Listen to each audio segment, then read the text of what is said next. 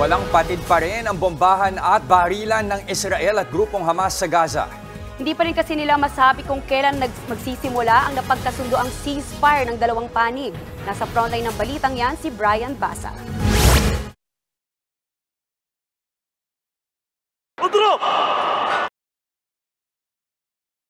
Kaliwat kanan pa rin ang putukan sa Gaza. Pinupuntiryan ng militanteng grupong Hamas ang mga sundalong Israeli at kanilang mga tangke.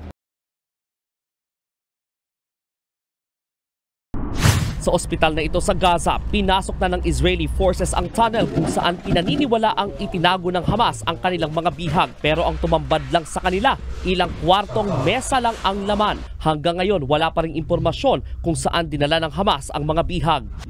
Nagkasundo ang Israel at Hamas na pakakawalan ang ilang hostage pero nilinaw ng Israel na wala pang pakakawalang hostage hanggang Biyernes.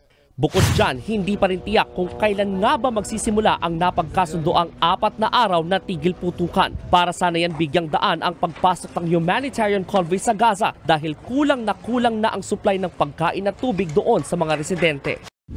Sa huling tala, aabot na sa halos 16,000 ang patay sa parehong panig ng Israel at Gaza. Sa bilang na yan, higit 6,000 ang mga bata. Kaya ayon sa UNICEF, itinuturing na ang Gaza na pinakadelikadong lugar ngayon sa mundo para sa mga bata. Nakauwi na sa bansa ang 42 Pilipinong hotel worker at caregiver mula Israel kasama ang 5 bata. Nagbabalita mula sa Frontline, Brian Basa, News 5.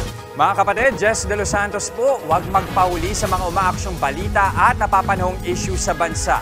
Para sa mas malawak na balitaan, mag-subscribe at mag-follow sa social media pages ng News 5.